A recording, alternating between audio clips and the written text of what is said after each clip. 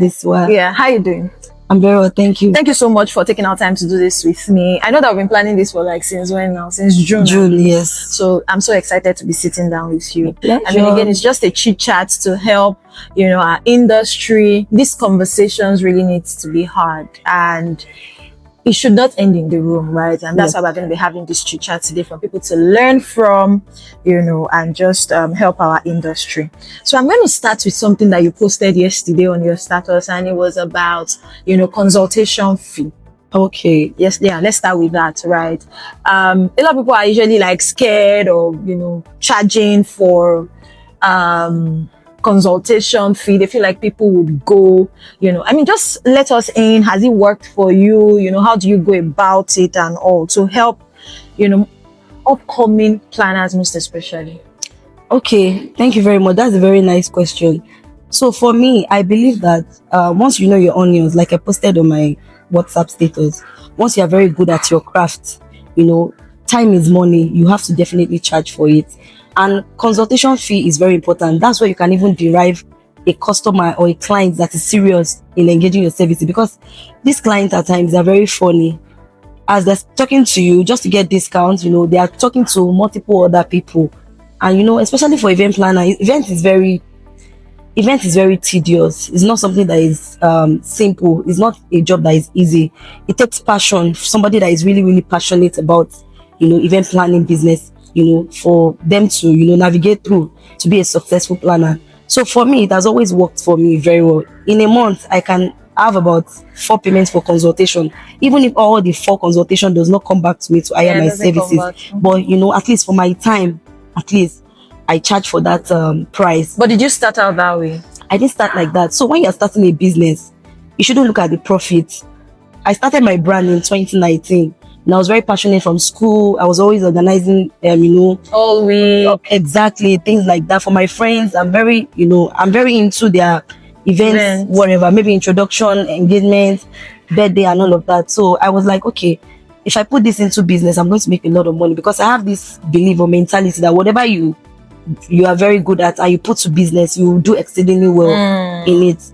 So I didn't start charging for consultation from beginning of my business. I focused on how to know the job. That's the most important thing. Get the skills correctly. It's a different thing to know how to do something, and it's a different thing to get customers. Once you know how to do your job very well, you are very good at your work, you will definitely get customers, and the grace of God will cover you. Then also, there's something I wanted to say. There's something that they say. There's this saying that they say, when preparation meets opportunity, it's very good. That's my own definition for success. So you're trying to say now that some of the jobs that I had done at the beginning, even without charging for consultation, free jobs, built you up for what you're doing. I've done free jobs, I've done free jobs. At least my first year of business, I could remember my first event planning business. I charged, that was January 2019. Sister Diola's wedding, my neighbor in Alakore Estate. Then I collected 30,000 naira. Then my second job was 2019. Was it 2018 or 2019? I think 2018. I think 2018 or 2019 was another wedding that they paid me 50,000 naira. And I was not even about the money. I just said, pay me anything.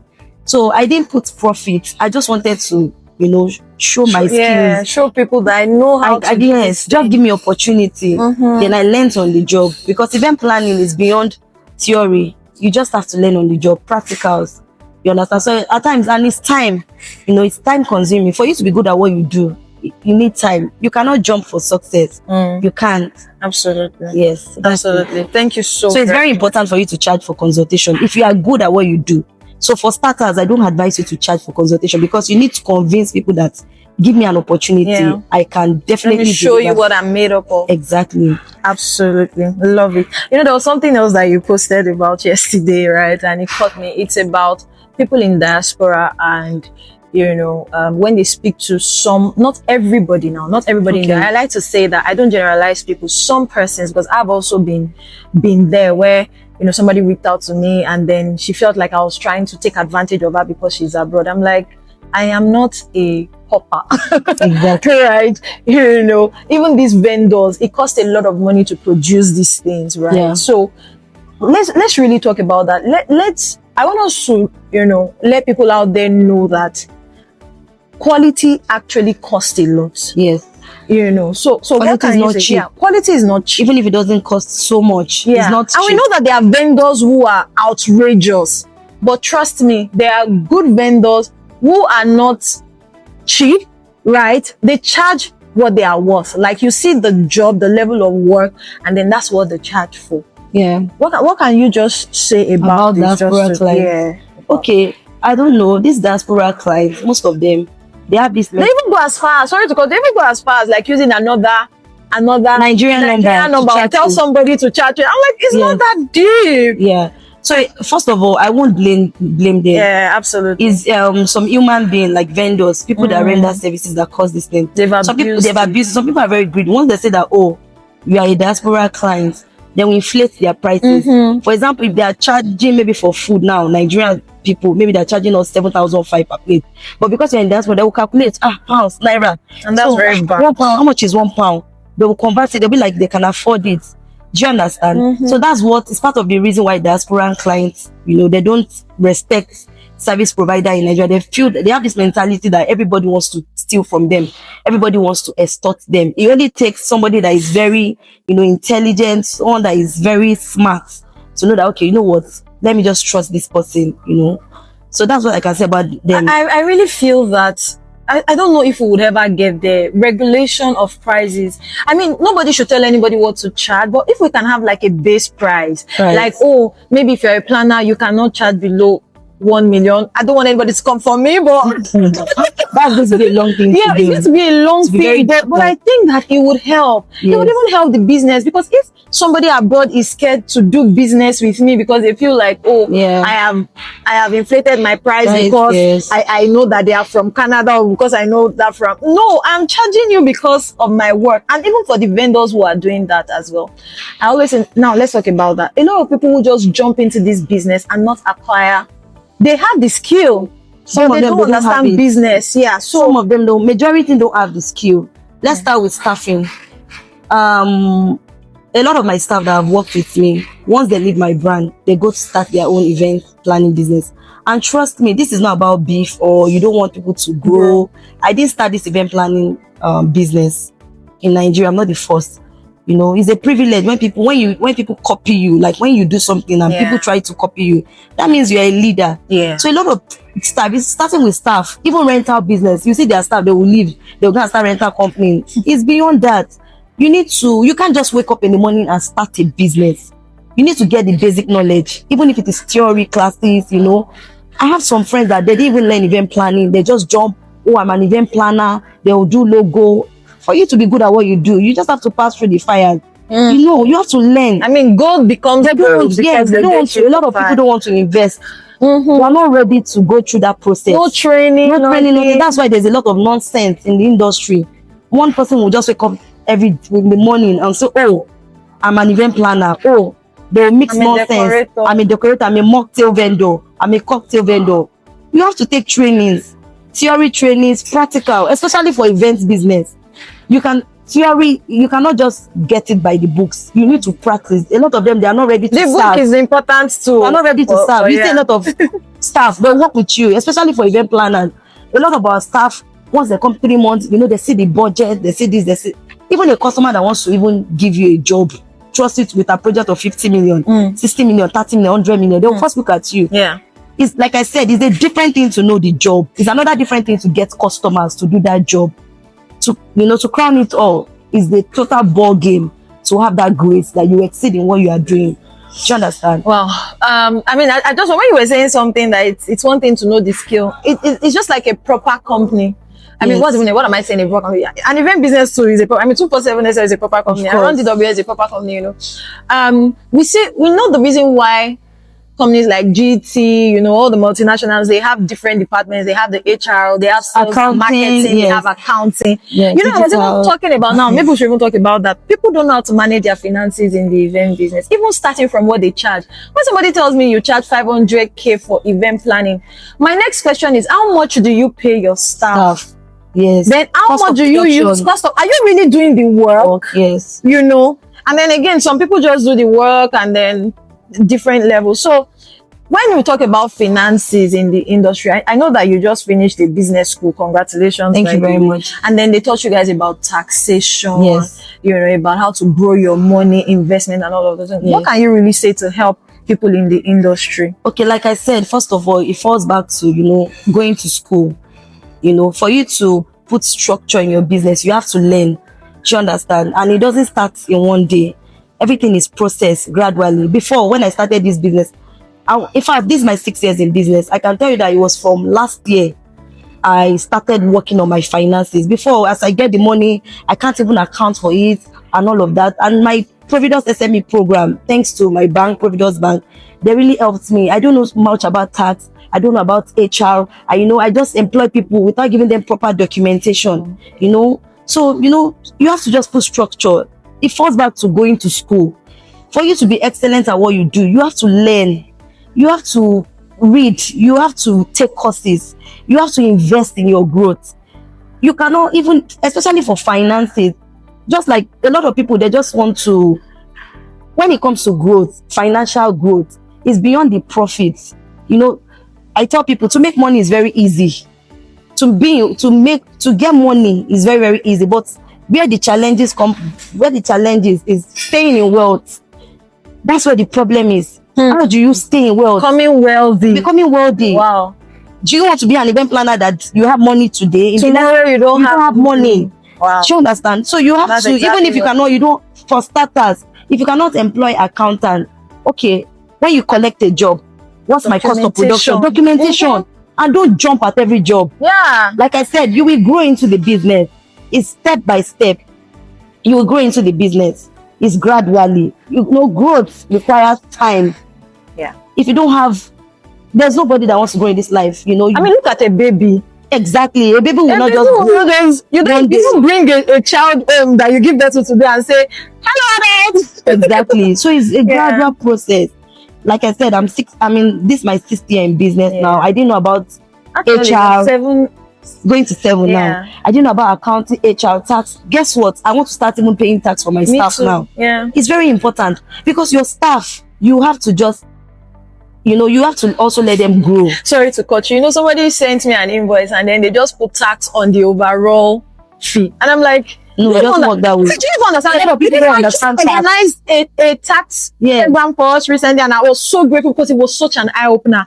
I'm like, what? Because if you go and even give a big business and just say tax or not, they'll look at you like, are you a thief? You don't charge on material. You don't put tax on That's materials. a very good discussion. Yeah. Yes, you don't put tax on material. A lot of these vendors, they allow the client to question the event planners. Yeah. E.g. food. You are giving me 7.5% back. Yeah. Are you remitting that money? Do you remit? Rent out. Some do, but it's not per job. They don't remit it per job. Yeah. I'm an event planner. I don't charge for tax because there's a flat rate for SME. I believe governments don't even know the exact job you guys take. A cocktail vendor, a food vendor, government does not know each job per month or per week.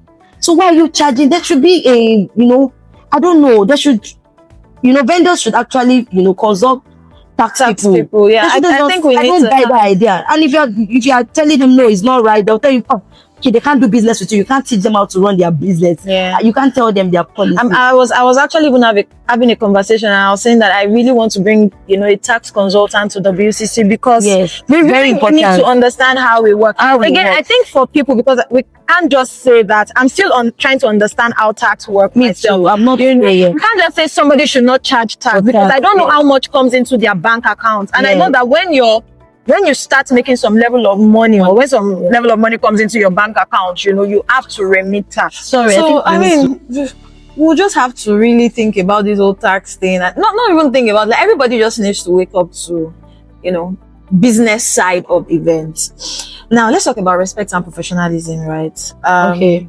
Why do you think basic respect is such a struggle in our industry? So respect for time. Now you are 247. People, are you event professionals say, I'm available for you 247. Everybody is just trying to sell. Then when a client now reaches out to you by 3 a.m. without prior schedule and all, and even calls you, because I hear some people have that issue. Yeah. You can I'm like, why are you calling me at 3 a.m.? It all falls back to structure. Yeah. On how, and then also the way you started with the client. if you are somebody that you always engage the client in the midnight around 3 a.m. Once they send you a message, you respond immediately. So it continues like that at the end of the event. But once you have especially, for the reason why it doesn't really work 100% for events is because events is very personal. Do you understand? It's very personal. Especially I understand maybe 1 week to the event or 2 days to the event, a day to the event. Maybe messages are coming in because you need to attend to something very urgent. Events, there are a lot of changes, minutes, and you just have to, adapt to it as an event planner. But clients messaging you, respecting your time and all of that, it falls back to structure and professionalism. That's why I said it's very important, to acquire more skills, acquire knowledge, go to school, take courses, so you can build yourself.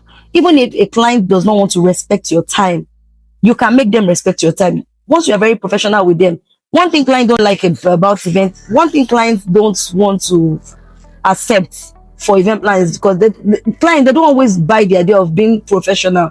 If you are too professional to them, especially as an event planner, they see it as being rude.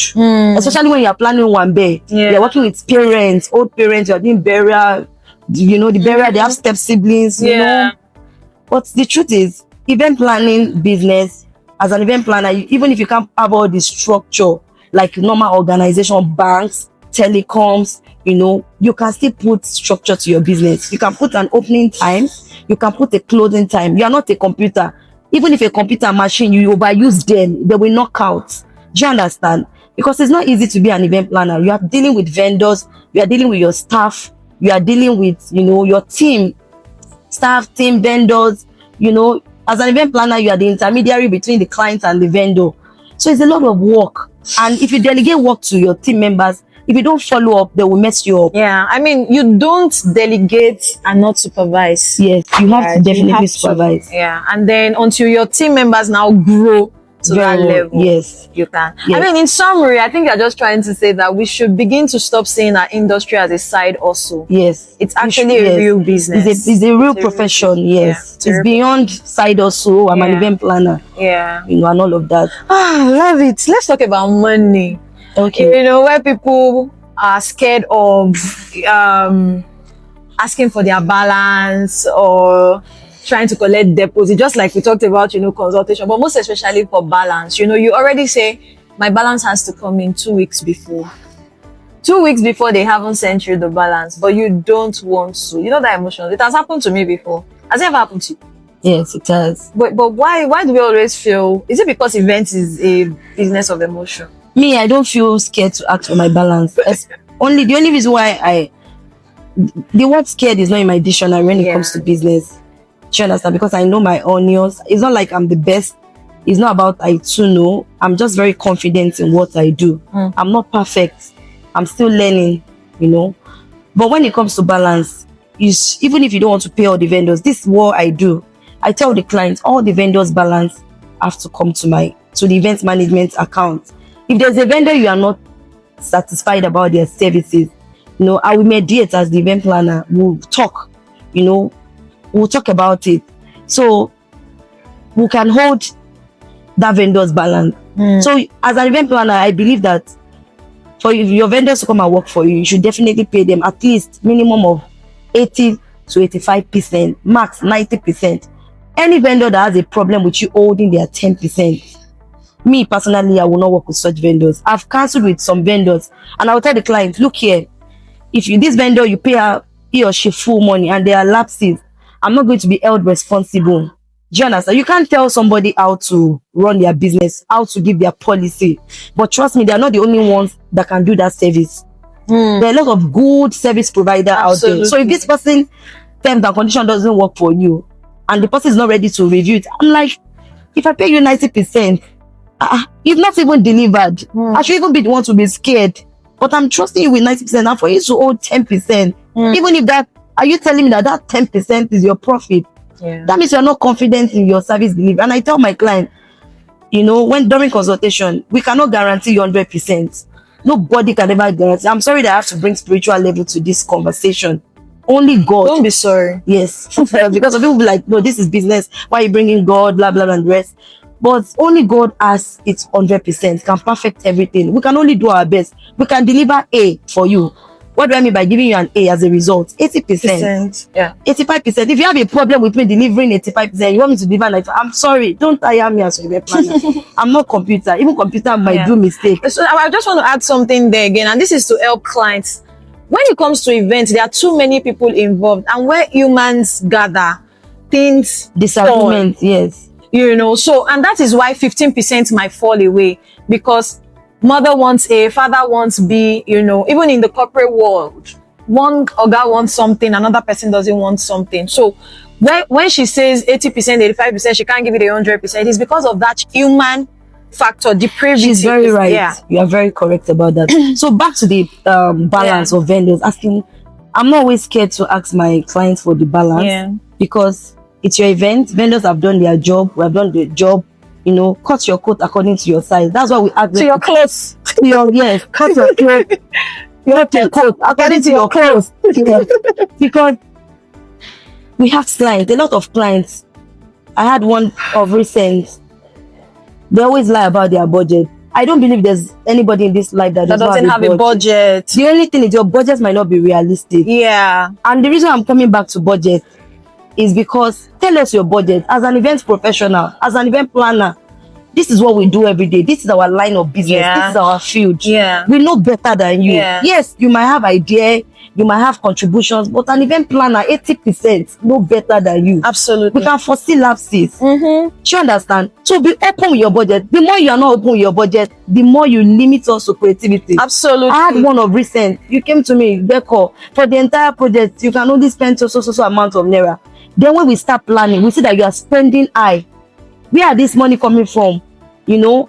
So when it comes to balance, I think when it comes to balance, some clients, they overdo it. The money will not choke them at the end of the project because they have overspent. And so sorry to cut you first. So but when you get the money from your client, for example, do you remit all the money to your vendors? Because again, I know these days vendors are always clamoring for full payment. Any vendor that wants full payment, I'm sorry, I can't work with you. I can't work with you. Why? If you want full payment, let's be realistic. You've not rendered the service. Tomorrow is the event. You've not delivered. I don't even know. You are not perfect. Okay, what if they are lapses? Even I always tell people, it's not even about paying you 100%. Because if there are lapses, the balance left 10%. Can it cover? Can it cover? Because there's an expectation. Do you understand? So if you are confident in your job, as an event planner, if your client wants to hold my 10%, no problem. Hold my 10%, but all the vendors' funds, bring it to me. I know that if there are lapses, most times it's not from the event planner. It's either from the client or the vendor. Absolutely. So we'll be a few times. There are some event planners that don't know their work. So. There are some event planners. Like I said, most times. Especially an event planner that knows her onion, that knows her job. If you listen to your event planner might not be perfect. You are going to have little lapses in your events. An event planner that knows their onion. Event is like a project. You need professionals to help you handle that project. So when it comes to planners balance, vendors balance, I'm not always scared. That's why contract comes in. You have to give contract, especially to strangers, even families, friends. I know that it can look very strange to friends and family. But it's business. And again, I think that's why we need to really structure things. You see this issue of structure, we cannot leave it, because if I'm trying to even download something online, they will tell me, do I agree? Do you get like agree to these terms and conditions? I'm angry at them. Of course. To agree to it. Of do you know what I'm saying? I'm not angry. So why are we always angry to sign contracts? Honestly, that is it's only a difficult. I'm sorry to say, most learned people don't find it difficult. You know, when we have difficulties working as an event planner, I'm not saying learned people working for them as an event planner, you won't face challenges and all of that. But a learned person that is well learned and educated, and civil will not find it difficult to sign a contract. And these contracts are not out of the world. Like me, I put it in my contract. It's only people that are financially involved in this project that will be added to the group chat. Because when we are planning, we create a group chat. Hi, the event planner will be there. My team will be there. Somebody, you know, I can't take too many advice for anybody. If it was that easy, then give it to them to plan. Imagine a captain taking advice from everybody on how to sail a ship. The ship would definitely sink. It will sink. Yes.